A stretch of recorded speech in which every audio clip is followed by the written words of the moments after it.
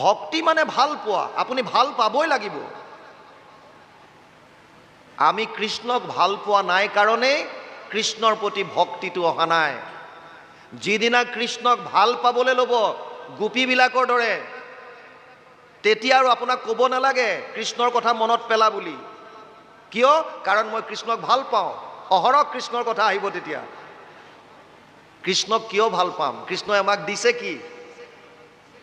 আপুনি যিখন পৃথিৱীত আমি থিয় হৈ আছো, এই পৃথিৱীখন কৃষ্ণই দিয়া।